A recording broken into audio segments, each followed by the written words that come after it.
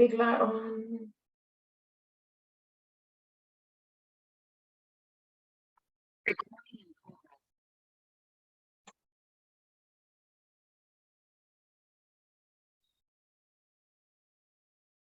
Hey, Muta. Hi. Wagwan. I'm here waiting on you. Good, we're on time, right? 6 o'clock. It's not 6 o'clock yet. It's 1 minute to 6. Yeah, that's right. Before time, not before time. Yeah, all right. Cool. So I can't see you. I'm trying to find out why I'm not coming up. So if you hover on the bottom left, it should come up mute, and then on the right, then it says start video. It's,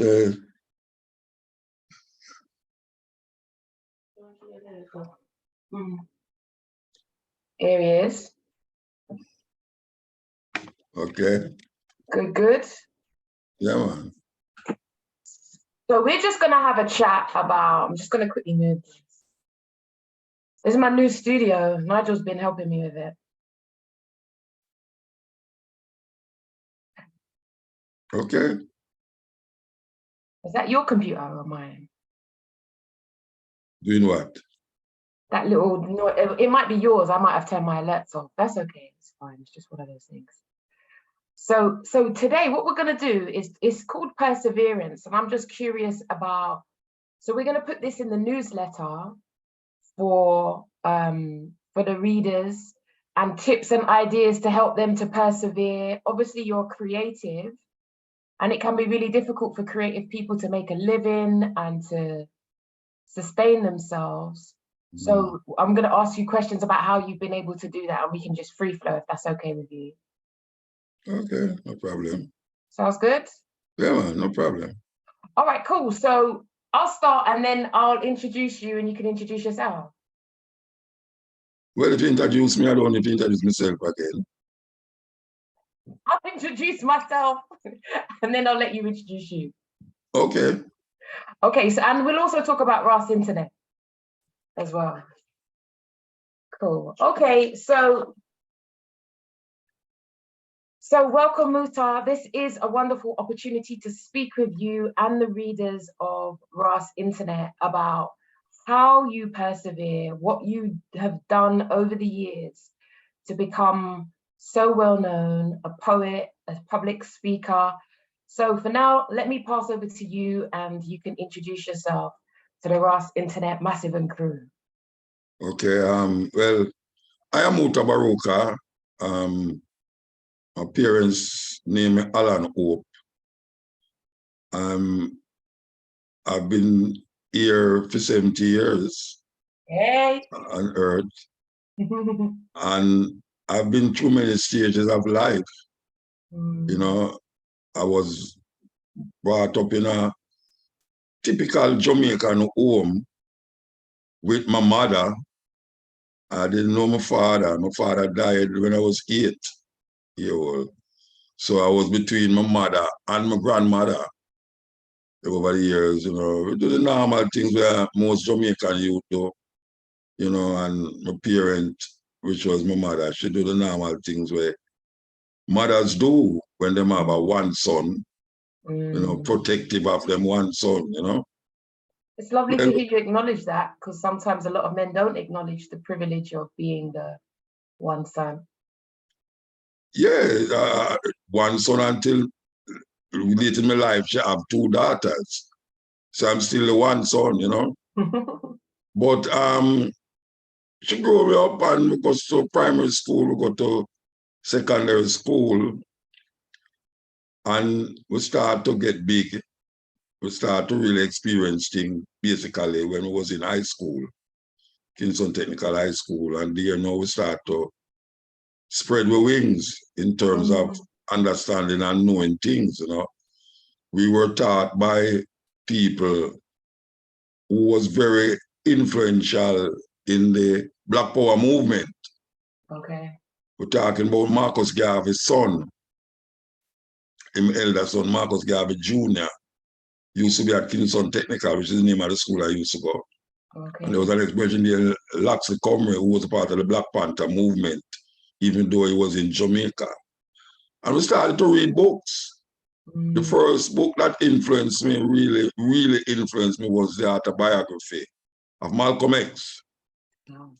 And the teacher came into his office and he had a record player and he played Message to the Grassroots by Malcolm X.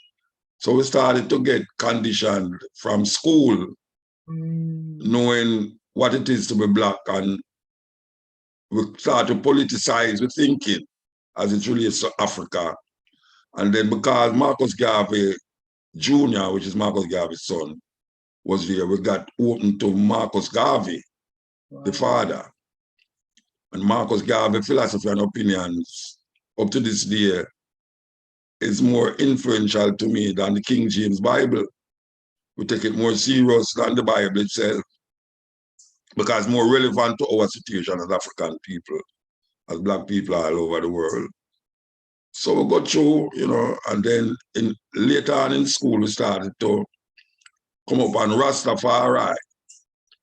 And Rastafari, from school days, is what propels us now to search and understand things even clearer than what we'd expect to find out. So we go up to the different levels of Rastafari, and we come through, and then we decide, say, we're going to leave the 9-to-5 job, because the 9-to-5 job was kind of pressing me down. What did you do? Eh? What did you do? Well, we used to do electronics. Oh, okay. And the first job I get when I left school, I went to an electronics store, go work. And I did something wrong, and not me alone, but him send me on a job and do something wrong, and him come back and him tell me about word. Them Jamaican bad word. And I left the work. And go home, and my mother say, I must learn to suck salt through wooden spoon. Meaning say I must go and do what I do and see me can do better. But me never did I see it that way there. Okay. The man insult me, so me just left the work same time. But within leaving the work now, me I write some little poetry differently. And even that was bothering her too. Because she said, poetry can't pay a light bill. Poetry can't pay nothing, else to not have the light and go to my bed, but me I write poetry. And within that now, we are sight Rasta and we want to go mix up with Rastafari and understand the thing clearer. Till eventually we left our house and thing. And Rastafari is really what propels us to this level here now. After 50 odd years of saying Rastafari, we find that is what caused us to persevere so long with a conviction of self and of being an African domiciled on these farmer slave plantation island. It propels us to understand ourselves clearer and to read more and also to examine how people see themselves in relationship to this neo-colonialism and colonial society that we live into. We start to analyze and study actions and reactions, how people react, especially to Rastafari. And in the times, them never used to like Rasta. Rasta was the worst thing you could have been at Jamaica. Still is, according to certain people. But with all of the hitbacks and the hitbacks, we continue the journey and we keep writing the poetry. The poetry is not the thing that we did intend to see what is happening with it now. Everybody knows the poetry could have done that. The poetry allow me to go all over the world. I have been to so many countries, so many continents, and meet so many people because of my poetry. When I started to write poems, I was writing poems because of my Black consciousness and feelings towards what slavery did and how African people find themselves in this problem. So that was a journey that the poetry lend itself to. And then people started to say, we must come and read it. Now, I never know so I could have read poetry and get money and fight. The first time I write a poem and put it in a magazine, I get like £2,000. Sorry, $2,000. Sorry, not £2,000. $2,000 Jamaican dollar. For a poem, and I say, what? Never know that possible, man. Wow. Neither did And mommy. then the magazine said, I must write a poem and put it in the magazine every month. And I say, okay. And then eventually they asked me to take the poems them and they will publish it in a book. And the first book, name out Cry. That was something else. But life in a Kingston was my thing, citing Rastan thing. I took my then wife and family to the hills, deep, deep hills in Jamaica. And I spent 15 years in that hill, in that mountain. 15 years we just stay there. Me and my 2 children, them just experience things on another level. Left Kingston, all the hustle and the bustle. And with all of that, we were still traveling. Because we left the bush, take American airline, fly to America, and come back to the bush. Take a British airline, fly to England, into Europe, and come back. Landing at the airport, and nobody would know, say, it's bush we live. Wow. So we lived in the bush for about 15 years, and we did have to leave because of my daughter. I didn't want my daughter to stay up in the hills. And because she eventually did have to leave school where she go because she get too old. And I never see her stay up in the hill. I never want a boy come hold up and get her pregnant and just have her up in the hill. So I decided to say, I have to carry her to a different school. So the only school I could have found was a school in Kingston. So that ended the mountain, the hill life. When we have to venture back into Kingston, called it Kilsome. And she went to school and the other one went to school. And I can say they turned out real good. One is a teacher, excellent teacher, and one is a social worker, excellent social worker. But Rastafari never give up that Rastafari thinking consciousness. As a matter of fact, we got more into it to the point now where we was not only reading poems, but we was asked to come and speak about social issues and about spiritual issues. And that was really something because I never know it could have reached this up. Because even the church, we had a lot of debates with church pastors and reverends about religion and Jesus and God and all these things. And people was really surprised to know that we never got to know theological college and all these things, but we were so versed in the Bible. Because I was with some Rasta who say read the Bible from Genesis 1 to Revelation 22. And we read out the whole of the Bible more than one time. So a lot of things in the Bible where people never know, so Rasta know. They were confounded because them never know, say we didn't know these things, and we start to quote with them, I think. They never know that because we say we're not in the Bible thing. But even though we don't know the Bible thing, it was us. It was impediment on us to read it. Because you can't again something and don't know what something represents. Absolutely. And we come to say the Bible is a representation of a people that you have nothing to do with we. It's a group of people's story.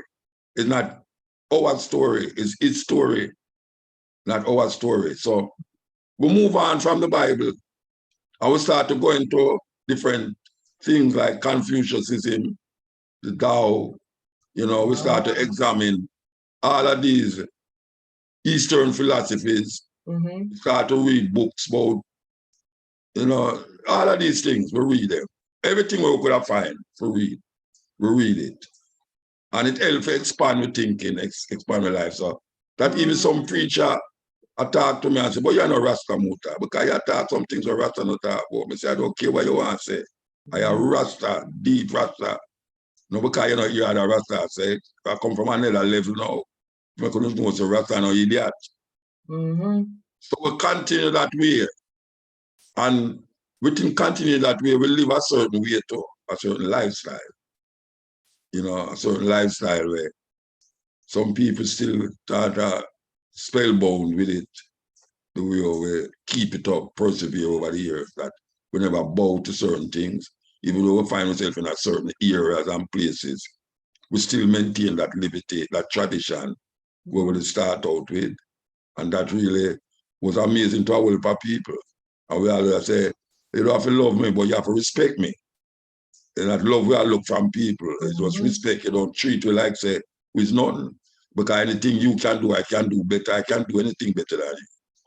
You know, so it's not that I don't know where you coming from. It's you don't know where I coming from. So you can't condemn I because you don't know what I thinking, but I can't condemn something where you are saying because I know what you think because I was thinking that way too. You know, so we continue the journey. We persevere from up to now, still I persevere, we continue. We're still doing what we're doing till we end up at a radio program for 30 years.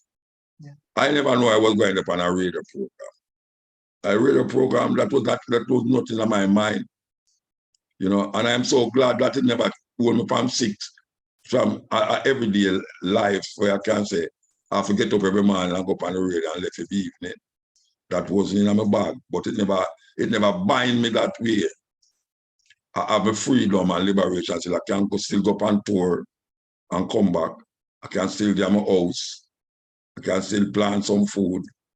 I can still do the same thing that I want to do, all while it never stop me from doing. And I think I'm okay, really. I have to say I'm okay. You know, I have a wife here with me. We go all over the world together. Anytime I go up on tour, we travel together. You know, me and I walk up and down some streets. You name the street them in a Manhattan, in a Morocco. You name them. You know, we've been here and done that. So, yes, we continue the journey. We continue the journey. We continue understanding African people, Black people, the resistance that is necessary. And we're confident in the victory of good over evil.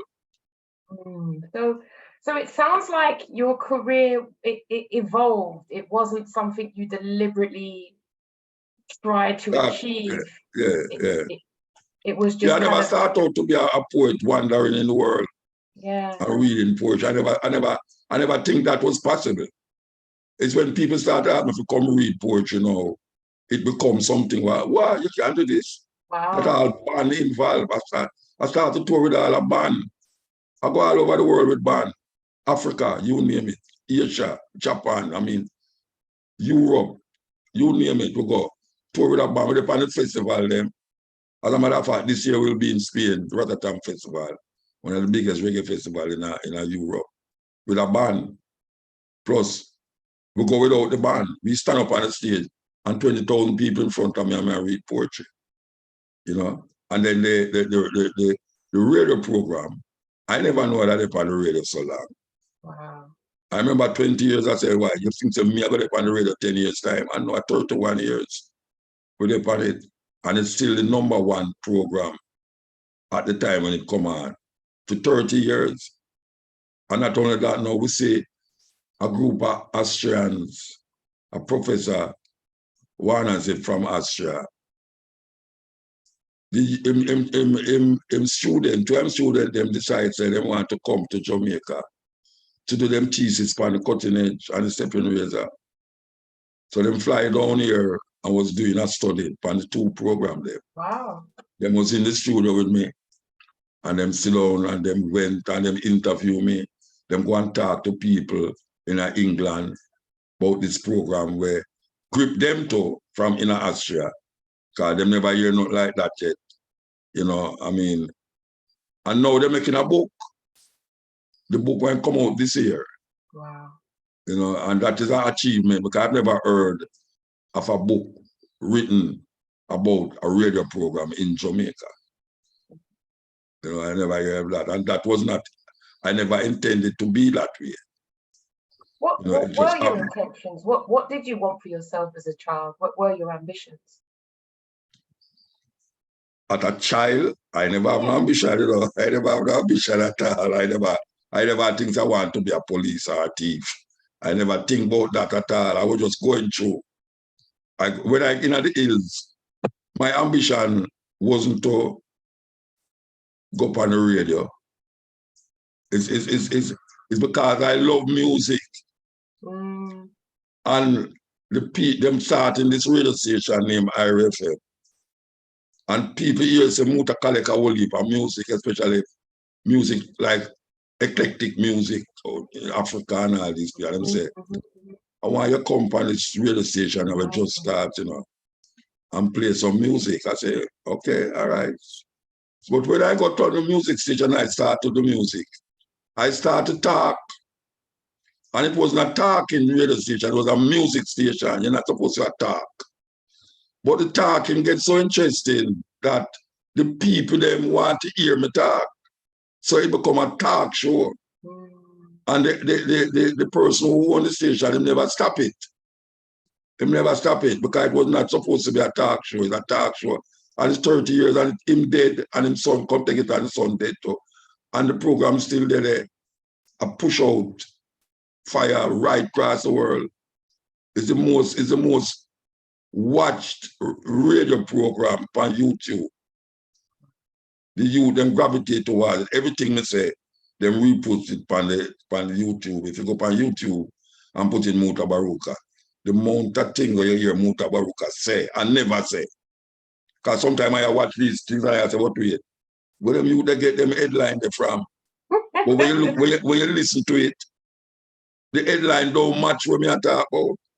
It's a weird thing with them youth nowadays with this social media thing. Forget hype and click. Yeah. Then put the headline that you have to click on them thing and go watch it. And when you watch right through, it's about it. Oh, them say, him said this, I said that. Nothing. So we're there still continue the journey. So it sounds like your career evolved. It wasn't something you deliberately followed or pursued. Yes. No formula. No formula. No. Spiritual unfolding. Yes, it just keep unfolding itself. As I say, even though we become the radio personality, we were still doing the poetry. It's not like we give up one for the other. Because sometimes I'm not doing the program. I go and go to the poetry somewhere in the world and come back onto the program. It's not like, right now I'm going to just do poetry and stop doing the radio. I'm not going to just do the radio program and stop doing the poetry. No, it is a combination of, it's called a holistic perspective. Like me down my house now, I have a ground up at the top of the road there, where we plant. So we're not even that. And then we're serious about the food thing. We're serious about where we eat. And we're serious about having something at the ground where we can say, you see them plant and me plant this, And you come see how we live in the bush, even though they're near to the town, but it's not directly into the town because it's surrounded by greenery. And that is part of my life, Absolutely. So where did the barefootedness come from? How did that evolve to being free? All right. Well, we're in the hills. When we're in the hills, I'm going to tell you, so we're going to the hills. We left Kingston and going to the hills. It's not only me wanting to go to the hills. I whole heap away. Whole heap away aside Rastafari, but we're not aside Rastafari like, when you're there town, people say Rastafari, read Bible and, ball out Jah Rastafari. We see it as a liberty. It's not a religion, it's a liberty. And we in the hills now, we start to don't eat certain things. There was a time when I never eat cooked food. Long time I never eat cooked food. And I will probably never eat no cooked food. We just had traveled through cooked food. And then now we started to throw away a whole heap of things.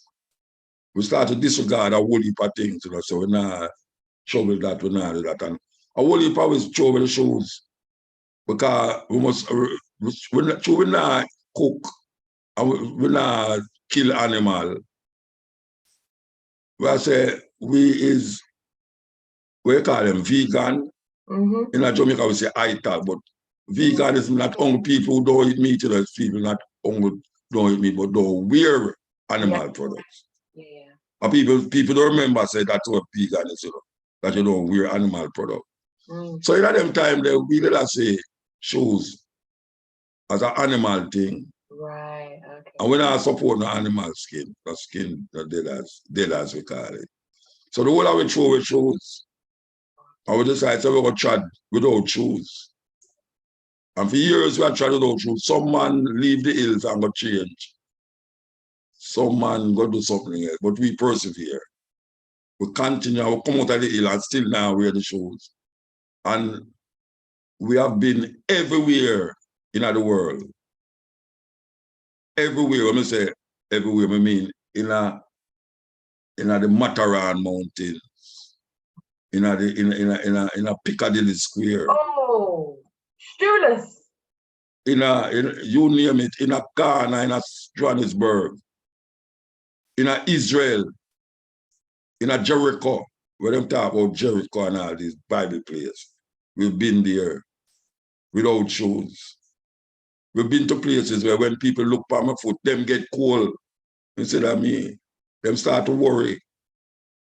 When them say, me just walk out of building, so I'm, oh my God, this guy has no shoes. In snow? Have you ever done snow? Snow, what you mean, man, it's snow.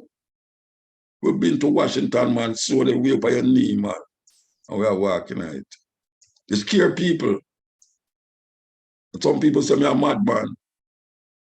What would you Some call people it? say you're going to catch cold in your foot. I never catch cold in my foot yet. The wickedest cut I ever get in my foot is in my house. Something drop, I never say, a buckle broke, I never see it. I'm step on it. I have never gotten a cut in Germany, France, Belgium, Holland, Africa, Nigeria, Switzerland, nowhere. What about when you fly on the plane and it gets a bit chilly? Do you put socks on? Chilly? No, it can't chilly more than it at the Mataran, the foot of the Mataran. You know the Mataran in Switzerland? No. You don't know the Mataran? But no. Look for, when you don't look for the Mataran. Okay. It's a mountain, man, in Switzerland with them do pier, skiing and things. We was going to Italy. I would drive through Switzerland to go to Italy. I would stop. A pier snow upon the ground. Pier snow upon the car. Play no chilly. Play no chilly, man. Chilly. The other day I was in Norway this year, February. Them say it's the coldest time in Norway, not February. We walk off of the plane and walk out to the hotel. The white people, them frightened. But them say, man, I would love to do that. So we'll just do it. You know, so we just, hot and cold is the same thing, you know. Hot and cold is the same thing. It burn you. Okay. So as someone who's creative and you've etched out a living in a very non-traditional way, how did you deal with the peaks and troughs? Because I assume you would have had, you know, times when things were going well and then things may dip. Or maybe they didn't. I'm curious, I'm putting that to you. You know, I don't know when somebody say your life dip, what them say mean, you know, because you know the dipping is sometimes live laugh. Because sometimes you get so up there that you feel say this is where it is, but when it dip, it's where it's supposed to be. I don't see dipping in my life, you know. You know, right nowadays, as I talk to you, it's not a dip. You know, when me and Jackie have some big conversation, we just have a big conversation a while ago. People that feel say it's quarrel, we are quarrel. And then little after we just come back, no, it's not like a dip. It's just which part we're there, and it reach up there, so, and then it come right down and we reach that, so. I wouldn't call it a dip. Because me and I don't fight. You know, she get me angry, me get me angry. I would talk loud to one another, but after that, it's just that. Next. You know, it's not real. So at no point in your career did you ever think about going back into the system for a regular 9 to 5? You just trusted that? No, man, I mean, I live so good. You can't live it. 9 to 5, I live sweet. You can't go 9 to 5. That's slavery, man. Then if most of my life, me not into a 9 to 5 situation, and I think that I'm doing quite well at 70 years old. But we must go back to a 9 to 5 job. Okay. No guy can't get me to do that, man. Before someone sit down in my yard and do nothing. Because I love my house. I love my home. Because when I come home, I get me have my food and I sit down and watch TV if I want. And I listen to music if I want. That is it. 9 to 5. 9 to 5 to stay alive. No, sir. That can't work with me at all. Now do that. Never, ever, ever. Never. So throughout the journey, because you opted out of the norm, you said you had that job as an electrician, things didn't go well. From that, we never go back in and nothing like that. We just done with that. You know why we take the, you know why we stop the 9 to 5? I've started to see Rasta. And when I go to work, I have to go from 9 to 5. And in that 9 to 5, a whole heap of Rasta things was happening where I couldn't go because I was at my work. And I said, what the hell is this? Oh, this is time for me. You mean to me after day I work and Rasta business I go ahead. So I just left the work and stick to the Rasta and then end up and do some things now to survive. Like cook food and sell, you know, do some little things where people would have said, Rasta, go walking on them. But we did not survive with that. You know, see, until we start to say, or read poetry, a heap of things. You know, so I reach past the stage now where I'm going to look job for 9 to 5. No, sir. If I'm going to give me a work from 9 to 5 now, you would have to give me US dollars, millions. So it never became a thing where you looked at the opposite and thought, I want to opt back in for... No. Look, I'm in my yard for 2 years. I'm going to do the radio program because of the COVID. The radio station say, all right, this is you know, I can't tell the government to say, we not allow certain people over 65 to work in the office. So you have to work from home. I have been doing this for 2 years now. And the COVID thing done, and then why you go back now to work. I say, look here, all right, I'm here, I do this thing, I know.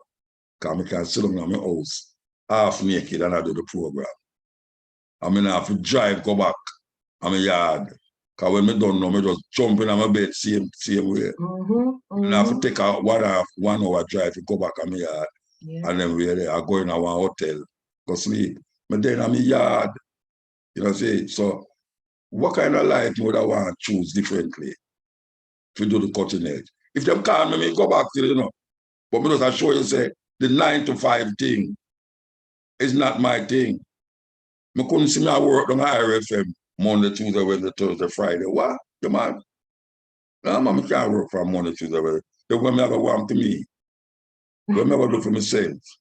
So what about, you know, in terms of Ras Internet, your listeners, and so many of us, especially, you know, in the West, are caught in 9 to 5s, but also have other creative skills that we would love to explore, love to develop, yet it can be very tricky. For the 9 to 5 job is a better thing. It'll feed you. It creates consistency. Well, you do it. That is your thing. You just do your thing. I talk about my thing. Yes, but what would be your words of encouragement to other people who have, you know, creative skills that they would love to explore and give more attention to, but they're caught in the system, they're caught with the 9 to 5, paying the rent? What would be your encouragement to? My encouragement at any one of them that make you able to live a prosperous life and live a life, just keep doing it. I never tell nobody if you left them 9 to 5 job. If I got to feed you and that to help you to survive, pay your rent and them something there, so be it. If you feel say you work towards being creative and you see where the creative thing can help you eventually, don't only go to 9 to 5 until you see the creative thing will help you eventually. That is what I said. That's what I said. I never said, hey, left the 9 to 5 and go do the creative. And when you go, you know what people say, they're going to do music. Left them job and thought they're going to make #1 tune. Because every artist feels every tune will make a go #1. And when them go there, they never get 2-year play. And then they left him work, say, I'm going to turn big. Everybody can be a Bob Marley or a Shabba or a Shaggy. You know, see, it's not so it works. So if you have to feed your family and you have a 9 to 5 work and you have a creative element around you, go and feed the creative element. But I never tell you now, so much left your 9 to 5. Then if I tell you that, no, what you going to do? Or you have a word at all. You know, as I was listening to you, it sounds, you remind me of the book, The Alchemist. Are you familiar with the book, The Alchemist? I hear about that book. I never read it yet.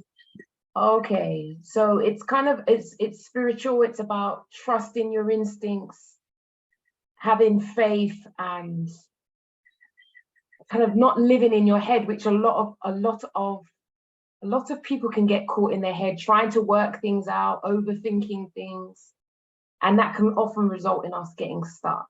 Say us. I will probably have that thinking sometime where we get stuck in the thinking. Yes. But then sometimes we have to come back to the reality. You see, because you can't think anything, you can't go anywhere in your mind. You can't think anything in your mind, but we just take a stock and come back and you realize, oh no, yeah, that sounds nice to think, but really, but the reality is that can't work really, at least not yet. So you have to go and pave the way for work that creative thing using the whatever you is now. If you feel that is where you want to eventually, you have to start work on it through the thing where you have now. Okay? And then when you reach over there, you can't do all right, no more of that. But unless you can feed that creativity, I wouldn't suggest somebody say, well, I left them 9 to 5 over here, so forgot to them creativity. I don't know which part it will go. Because many people do that and commit suicide. Or many people that don't get killed because they couldn't take care of them family. And so you could have left the job. My mother would tell me that sucks all through one spoon. But that was when I was like just I left school, the first job. You know, if I never read poetry, well, I can't even say if, you know, but my poetry carried me through. And then I got a radio program, and the radio program carried me through. So there's me personally, there's no way I would think on a night. That's only me I think on heaven and Jesus Christ. I mean I think on that. You know, I have no clue about Jesus or heaven and go to heaven and all that someday. You know, this is where we're there. This is where we're there. And now we're going to make life better in this life. Not in a life where we imagine. Do you think it was your destiny to follow the path you followed? I think I decide my destiny. You know, I don't think a destiny is pre-designed. Every man has to decide their own destiny. I don't think people's destiny is designed because they know what would you be living for? What is the excitement about living if everything you do was there done before? It's set for you already. Absolutely. That means you don't have no sense of purpose. It's not you. It's something guiding you to what that thing. That means maybe use an AI, and I am not an AI. Because even the AI now gets intelligent. You know, the chat box and all them things there. It'll go beyond man now. So I don't know about a predestined life. You know, a man dead, I can't lick him down and say, well, that I'm supposed to dead by car. And I said, no, I'm not supposed to. So yeah, but if I'm dead by car, that means that he was supposed to dead by. That is what people say. That is what people say. So when a man dead by a bus, him said, no, I'm not supposed to dead by a car. I'm supposed to dead by a bus. You know, and him started going at this weird imagination. A car crash and a man lose 1 foot. Him say, boy, God, thank God that he never lose him 2 foot. I said, but so why God make him lose 1 foot? Why make the man lose 1 foot? And I tell you, say, me must thank God because I never lose my 2 foot. That I don't know, I know God do that. It's a car crash and my foot broke. It's just simple. You know, so accident is not accident. Accident is because of man's inability to move according to how he's supposed to move. But when a man lick a man car, it's not predestined to happen. It's because him never look where him go. Or because him drunk. Or because the man draw sunbreaks in front of him. It's not something where it's predestined to happen. Because if it don't happen, what am I going to say? I might say, well, it's never this have to happen. Yes, very true. You know, life, it's almost a life no work away there. If you make your destinies, you decide this for you. And if it fail, you try again. And if it fail, you try again. You know, there's nothing beat a trial, a trial, but a failure. You know, so you have to keep trying. So you kind of link back there to the choice, that you make choices that unfurl your reality, that create your destiny. Yes, yes, yes. It's what you do, decide what you're going to do. Free will. Yes. Yeah, every man have a free will. Okay. It's free will. You know, some man try to stir himself from the free will and get caught up in something else. You know, but every man have a right to decide. You know, you can't make people decide that you must go to work 9, you must eat 3 meals a day, you must eat meal in the morning, afternoon. And who decide these foolishness? Well, when you were speaking about your education, I was assuming that the schools in Jamaica had a British grounding for education. Yes, yes, British, total. Right, okay. And then you mentioned Marcus Garvey's son was teaching you. So I presume that may have created some conflict in the school or not. How did that work out? I mean, in my school thinking, I had the school itself, physical school. Well, in terms of, like I said, so it makes me think about how, was that welcomed in the school? What did it become? No. Black power, no, sir. Jamaica, no, sir. What? Look at man. The colonial teaching, hey, look at, we don't go to school to be educated, you know, we go to school to be indoctrinated. Mm-hmm. So the school in Jamaica is for British, even though Jamaica is a British colony. It's neo-colonialism. Instead of have Queen's Council, now you have the King's Council. Attorney of law, King's Council. Them trying to move the monarchy now and say republic. But basically, all the people them think is British. Them don't know. So what was that like for you when you were having the education about Black empowerment? No, all right, them never teach you that at school thing, you know. Okay. Marcus Garvey never have a class where them teach that, you know. It's a by the way thing that happen. Okay. So would I get the book? Or you see, the autobiography of Malcolm X was banned in Jamaica, you know. Any book that said black nothing was banned in Jamaica. Wow. So what we'll have to do now, we'll tear off the cover and put another cover on the book. That's when we are reading, nobody don't know, say, it's Malcolm X book we are reading. You know, when we put a Mills and Bones cover upon it. Wow. Or some little terrible thing for don't make people know, say that, because if them find you with the book, you go to jail. Any book about black, you go to jail with it, about African and things. So it's not like Marcus Garvey was teaching it in the school. It's just whosoever will may come. So you have a group of women who want to hear these things. So they would have called me at the office and I play a record for you. And we listen to it. And then give you all a book. You know, underground thing. You know, and we learn it away there. But the school is British. The school. Okay. I know about Chaucer, Keats, Milton, Shakespeare, all of these things. I never know nothing else. I know about Red Riding Hood and, you know, hey, diggle, the cat and the figgle, the cow. Them things, there's something we learn in at school. You know, say, we know about snow, White Christmas, even though snow no fall at Jamaica. Yep, people sing it in Jamaica. I'm dreaming of a White Christmas. You live in Jamaica and I sing about White Christmas. Something wrong with your brains. So you get people to question their reality. Getting people to question their reality. Oh, that's what we do on the program. And that's why it's so controversial. Because we start to put things out there where people are saying, wait, didn't really have said that on the radio. You know, and it frustrates them, like them can't take me off of the radio. But it made them think. What did your mom think about your poems creating a living for? My mother never read none of my poem yet. She never read? She said we must turn off the light because poetry can't pay a light bill. So she don't know what I was writing. She never read one of my poems yet. One time my mother see me perform was at Sunsplash. One time. But she never interested in that poetry. She want me to go work.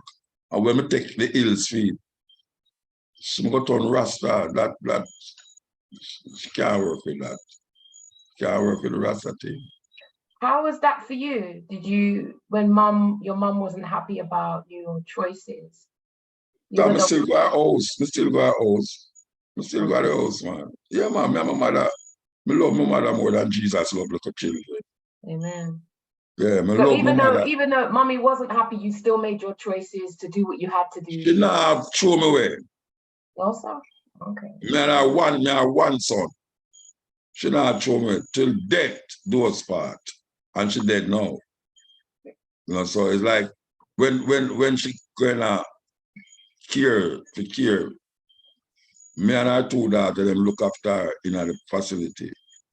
You know, breast cancer she have. We have to cut off one of her breast. We carry her to hospital, pay feed, everything.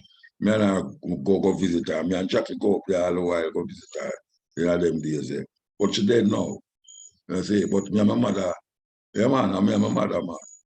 Do you think she was proud of what you achieved? You know what she proud of? When she, I can tell you, she get married again, you know. That's also she have two daughters for this her husband. What she was proud of is that when she not see me and she see me drive come at the house with a Chris Volvo, her husband look on it now and say, ooh, like, you never drive a Volvo yet, like rascal, like. So when them see that, them know say, the son not gone nowhere, you know. I say, them still achieve certain things. And then to me, I say, when I come on, I say, you know, so I not go there, I go to Africa, you know, or I go to Europe, you know. Them fast, or they go say something about that. Them never ever go to the airport yet. You know, so it's not like, she never throw me away. It's me throw a fear we have thinking. You know, the food that she used to give me and all them, I never eat it. When I go out here, I don't eat them food. She asked me, she see me I cook vegetable and she asked me if I turn rabbit. She me I eat pure vegetable. You know, but I'm me and her, man. Me and her, my mother, oh gosh, man. If there was a God to her, that she would have worship. God bless you. That's beautiful. That's beautiful. Because it's interesting, as you know, I'm a therapist, and often it comes up in the room about one son's privileged treatment of boy children with their mothers and the frustrations that can come for siblings who feel that they don't get the same treatment. And I wondered if you had any thoughts about that. My mother gave her daughter them the same treatment. And them love her. You know, me remember when I was a little youth and my mother beat me. And me used to tell her friend, say, well, you know, say, I'm sorry for him, you know. It's not that she don't beat me or ask that I run me around the house. We live in that tenement yard, you know. I want me something, you know, I see me and I run through the yard, you know. And she try to catch me for beat me. And she tell her friend, them say, you know, so I'm sorry for him. You know, but, you know, this and that. I mean, I say, all right, but you continue to beat me, I have to say sorry, kind of thing that. But, I don't know, I have nothing bad to say about my mother. I have nothing bad to say about my mother. But as you took a different path, were you always comfortable with that? Yeah, man. Did you ever sometimes doubt or question whether this was the way you knew? You mean what I think about? You mean the part I take? So you've opted out. No, I'm not question it. I'm not question what I could do. No, man. I mean, somebody turn Rasta and something there. Never question it. Because we realized when we was into, when we see school and all, and some realize about these are white people things. Right, okay. White people things is I tell you about snow and charts. I mean, you never know no Africa. You know how me get my name? It's a book me I read with some African writers. I'm going to write a poem, and when I read the poem, it sounds like a poem I mean right. When I look at the name. His name Jean-Baptiste Mutabaruka from Rwanda. I'm going to say, you know, so I like that name, Mutabaruka. I'm going to take the name. I never know the meaning of the name until I went to Paris University. Some youth, them things say, I did come from Rwanda because them come from Rwanda. And I said, no, it's Jamaica I come from. And they said, I know the name mean. I said, no, it's a poet named Jean-Baptiste Mutabaruka. I said, oh yeah, it's a big poet in Rwanda. And them said, mean one who is always victorious. I say, oh, one who is always victorious. All right, that's a good name there. And from that time until now, I keep a name there. But me never think, when me never think to turn back. No way. Me can't turn back, go turn back. I'm alive. I'm alive. This is not nothing more than my life. I'm not acting. You know, this is me. This is me. What you see is what you get. What did you, when you discovered what your name meant, what were your thoughts about that? I said, that's sweet name that then. One who is always victorious. Oh gosh, man. When we hear that name, the mama say, what? We choose the right name, and the poet is a big poet in Rwanda, Jean-Baptiste Mutabaruka. Yeah, man. Do you think you have always been victorious? Always what? Do you think you have been victorious? Do you think that name it also speaks? You know what you can wear, yes, because I could have stopped when I hear people chat some foolishness. Yeah. I could have said, "Trump can't take them foolishness, you know, I'm going to forget about it." No. So one of the things you also mentioned was the importance of reading when you were younger. Yes. Yeah, when I was at the hills, I think I've read more at the hills than any time before. When I was in the hills. That 15 years. Yeah, man, I read, you name it. You name the spiritual book. Bhagavad Gita, the Tao, Confucianism. Wow. You know, you name it, the Bible. You know, all these books about all these things. We read all of them. Have you read the Quran? No, you know, I read parts of the Quran. I never actually sit down yet and go in it. No, I never go in it. So nowadays, it's known that people are reading less and less and less. Yeah, them I listen now. Audiobooks. Are you a fan? Audiobook? Yeah. I find myself easier for reading because it not strain my eye like reading. Okay. But I can listen it at my pleasure. Sometimes I'm in a hotel room. I listen. Sometimes I just sit down and I listen to cutting edge. I mean, Ross internet. And I hear some things panic. And I say, what?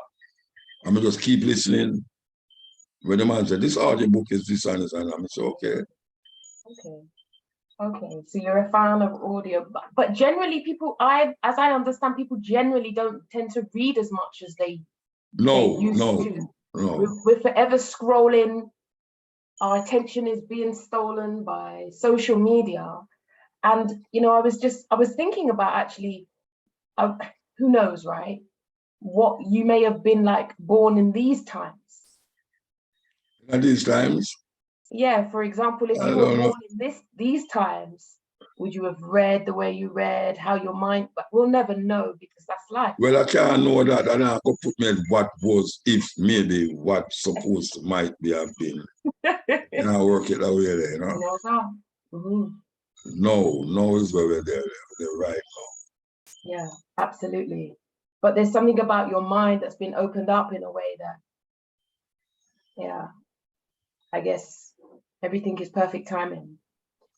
And with that, I wondered about Ross Internet and the arrival, the inception of that during COVID. What inspired Ross Internet? Well, it's amazing, you know, because when they send me home to do the program from the house, and Nigel, they are the beginning of it. Because when we talk about coming home, we say, we need somebody come and understand them something. Yeah. You know, understand? When me I do yes or no, if I was Nigel, I don't know. When me learn from Nigel in terms of computer electrical thing, may I tell you, because I say, him no understand how me learn so fast and people don't zip where him work. He might try to get them to do something that him can't do it. I say, well, that's how it go. So we're there in the house here every week, Wednesday and Thursday, they up here. First time, no. Them kind of ease him out. No, and them tell him please off because them are try to get him caught up in other work. But 1 year into the thing, I say, me go start an internet radio and don't play peer music. Because all of them, when we listen to from Jamaica, and music them a play. Them just peer music. I say, me go start something where me go play music, but me go emphasize education. And me go introduce audio books and lectures, tapes. So I'm going to my archives, as you can see behind me there, so CD. This is just part of the CD. I have about 20,000 CD in the house. Yeah.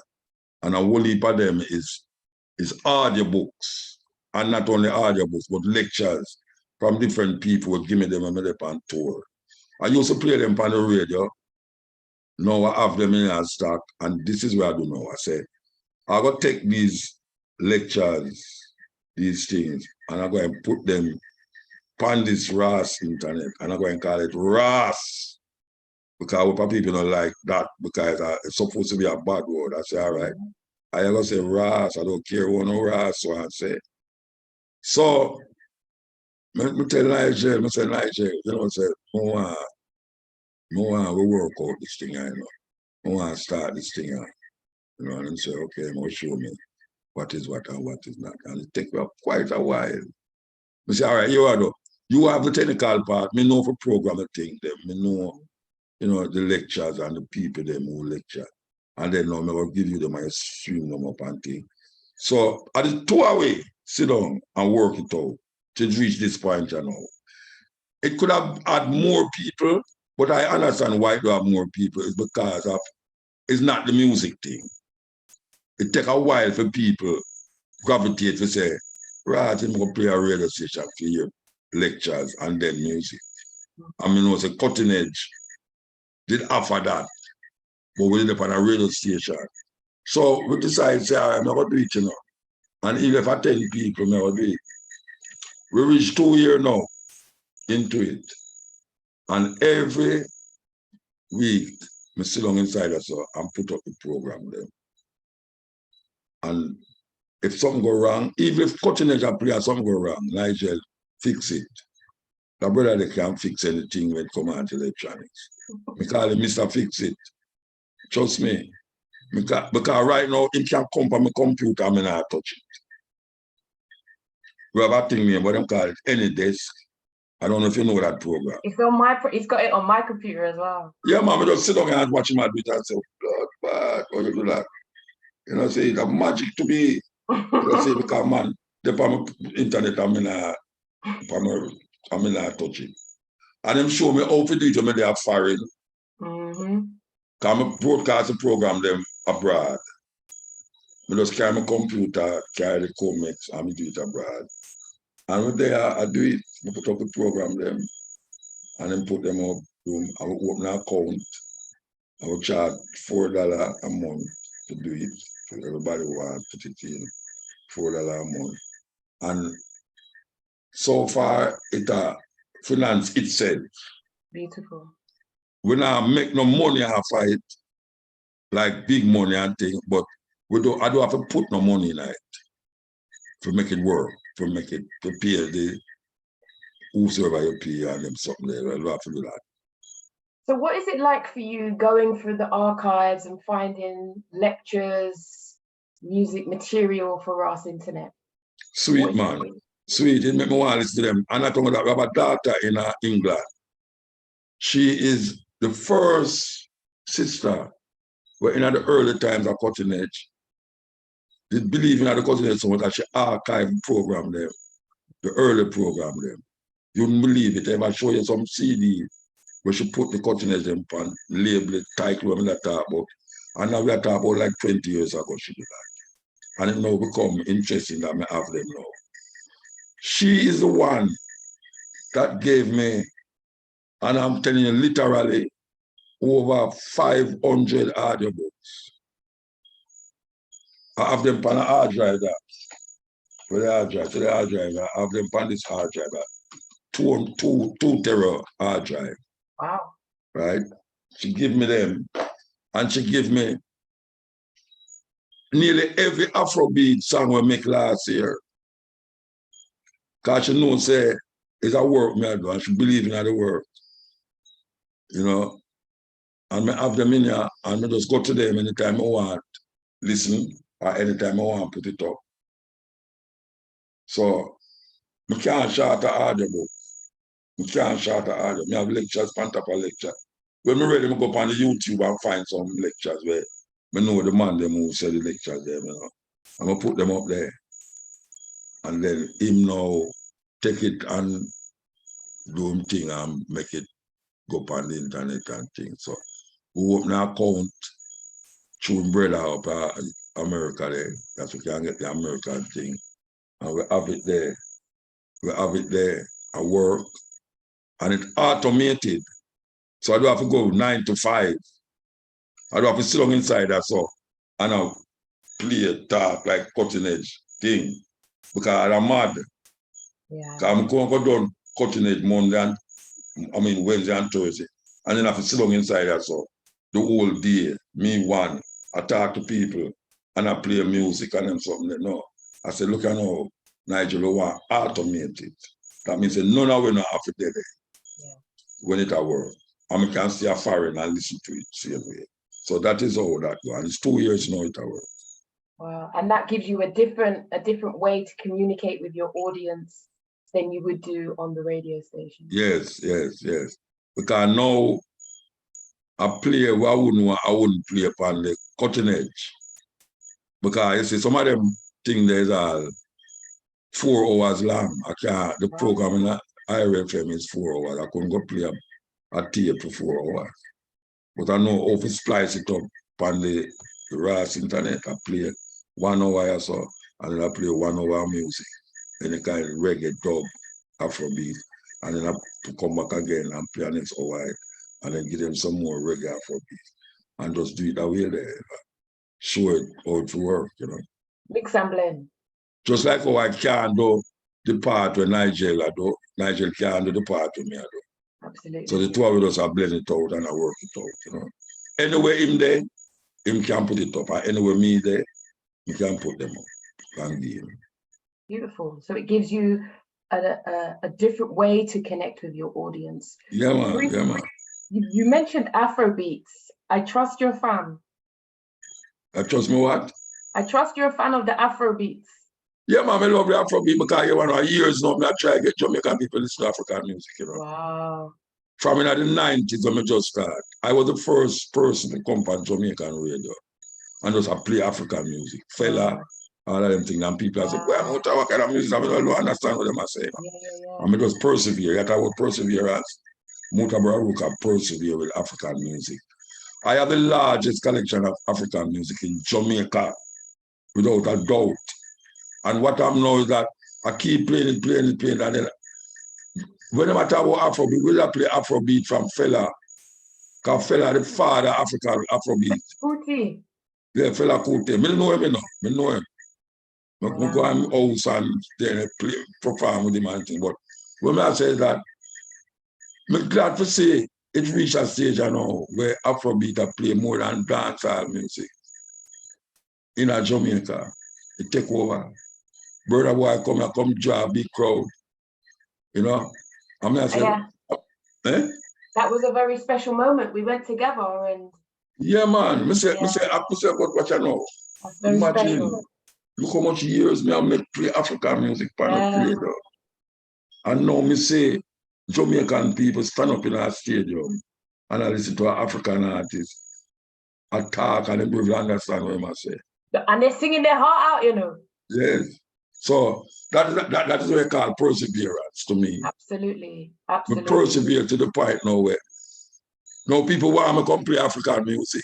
Absolutely. Yeah, absolutely. I have a little thing when I do every month with a brethren, and just Saturday I will play and play Afro beat. So All is not lost. That's why I'm saying, no, it's a good title to give it perseverance. Because we persevere of all the little things them and the little, you know, borders and blockings. We overcome. And we're still there. I thought the same thing. And I'm going the same way. And we just keep going. Keep going. What's the secret to living a good life, Muta? It's not a secret, you know. It's not a secret, you know. It's just the way you feel, say, your life supposed to be. You know, there's no formula for having a good life. I wouldn't want to put my experience and say, this is how you're supposed to live a good life. I don't know what is your experience, what is your life. A good life is... There's one thing I take from you. There's something about trusting within. Yeah, man, you have to trust yourself, man. You trust. You know, Marcus Garvey, hear my mantra? My mantra is what Marcus Garvey said. If you have no confidence in yourself, you are twice defeated in the race of life. But with confidence, you have won even before you have started. Every time I go up on a stage, that is what I'm saying in my head. If you have no confidence in yourself, you are twice defeated in the race of life. But with confidence, you have won even before you have started. So that is my mantra. And I would hope that people have confidence in themselves to the point where them don't make life treat them like, oh, them think it's supposed to not treat them. Do you think that also links into trusting your instincts? The instinct? Well? Yes. I don't know what it's called instinct though. Like instinct sound like your instincts, your gut reaction. Like you think about something and say do that, and then something tell you go and do it. Yeah, like you might have an instinct, like, yeah, I need to go that way. Sometimes you might overthink it. You don't trust your instincts.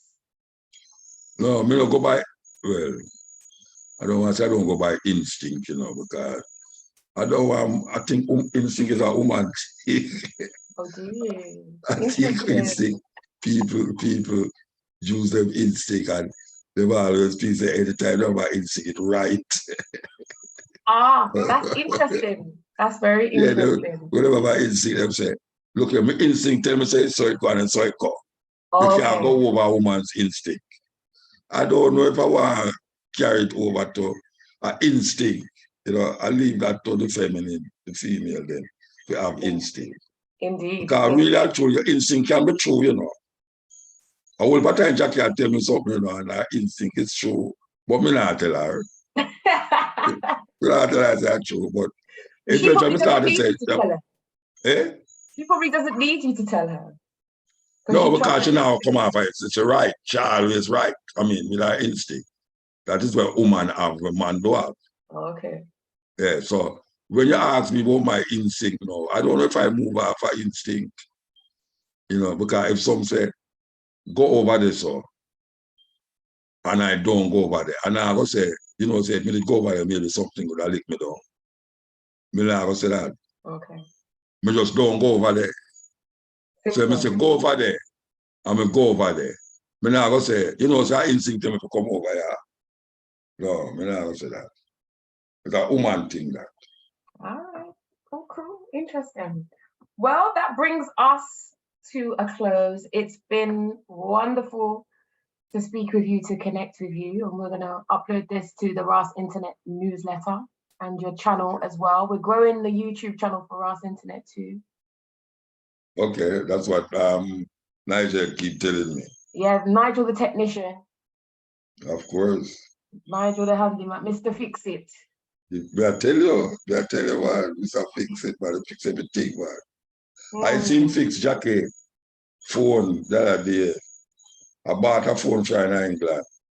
And now that's something wrong with the phone, you know. It's just she shot, you know.